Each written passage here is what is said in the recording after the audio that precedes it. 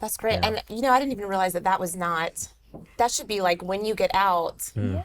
part of the You would process. think so, and I think a lot of guys. That's probably we were screaming it from the rooftops. You get like a little class. They call it TAPS. It's your transition assistance program or something like that. And it's funny. They're like, come in and wear civilian clothes, and you're so into the system so much that when you're on base, we never wore, like very rarely wore civilian clothes. So we'd go into this class. And it was supposed to be laid back, and people didn't call you by rank, and it was basically like, hey, write a resume. They look at your resume and say, oh, great, you did a great resume.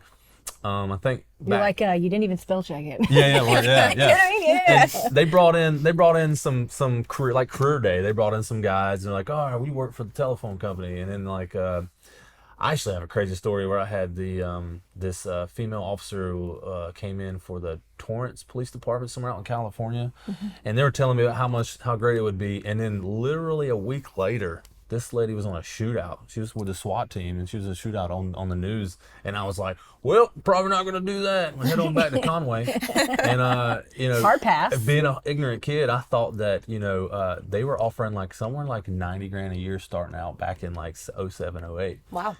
And I remember thinking, well, Conway's got to be close to that, right? Horry County's got to be close to that. And close to my mom, so And I'm all close in, to my right, family, yeah. So, and then I come home and they were offering like 23 grand a year, and I was like, nah, that was a bad idea. I probably should have stayed in California. But yeah, Well, and we know that the suicide rates for veterans Yeah. is very high, yeah, which now with you explaining this, a lot of that makes sense. They come back and they're just lost. So we were talking before we started about self-worth and self-value.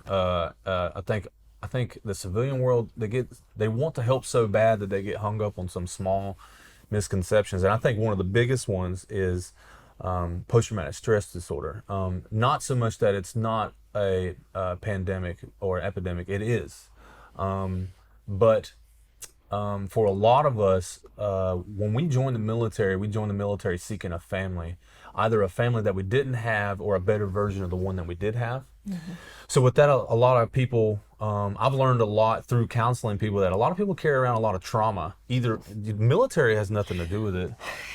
We all carry on a lot of trauma, right? So like there's a lot of us who are we're basically just balls of meat trying to wage our way through all this trauma. So, the suicide rate, for you to be a man who has been told, or a woman who's been told that you are a superhero, and that you are at the top of your food chain, and you come from small towns all across the country, and everyone adores you. When you're a young man, all the ladies think you're good looking, right?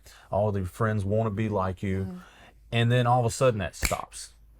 And you, as a soldier or a Marine or a sailor or an airman, you were given millions of dollars worth of equipment, and they believed that you were responsible, trustworthy enough to handle this equipment.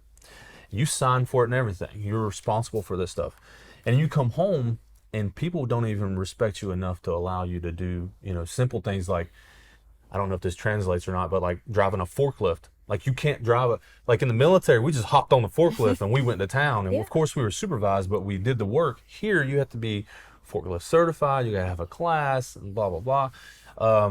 And that's Like just, I was driving a tank Right. 2 weeks ago. Exactly. Like now I've got to Exactly. get a license to do a forklift. and I'm not even good enough to do that because you just say I can't. And so for guys like me who, I came from a poor family in, here in South Carolina, a rural area, and I built my life off of that. And so a lot of us were like, hey man, I am this. And you were, I was that. I was through and through. I was a Marine. So when I came home, I still try to lean on that, and you can't do that.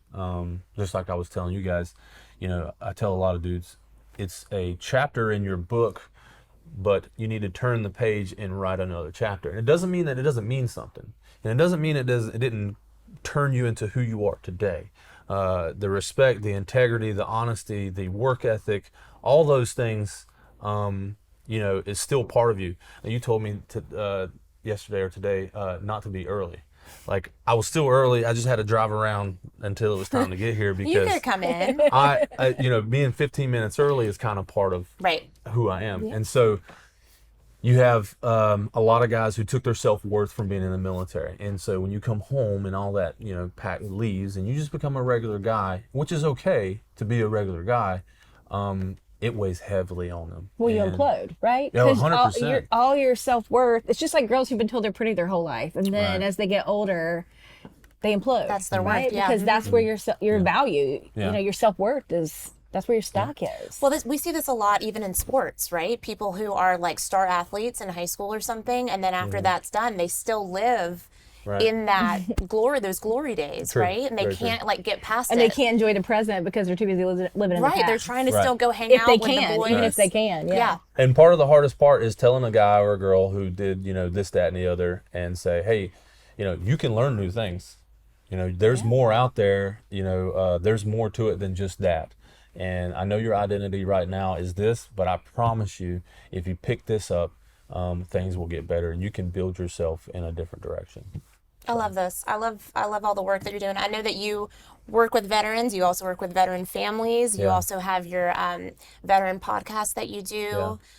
So you are out there changing lives based on your Yeah, experience. tell Trying us to. about. Let's talk about this podcast that you have. Well, it's called. We know a little about it, but let's talk about that podcast because So, I just my heart, Yeah. like I'm just drawn to it immediately. Yeah. So what's the title? So it's called Violence and Jesus, and I know some of you are going to give me some hate for this, especially my theologians. But we call it Violence and Jesus because I'm a Christian believer, and trying to navigate the faith, knowing that you've done some hood rat stuff Some military things. for the government, and that you have conducted operations depending on whatever it is. We're a lot of us are still kind of sensitive about that stuff. But me being an Army sniper, and I have friends who are Green Berets, have buddies who are SEALs, and guys who have done some pretty high speed stuff, and for them to compartmentalize that and to try to improve their life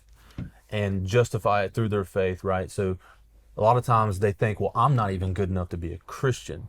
Not only do I suck as a civilian because I have these mental health issues, or I don't feel like I belong, but now I'm struggling with my faith because, it clearly states that thou shalt not kill. When life gets ugly, justice is love.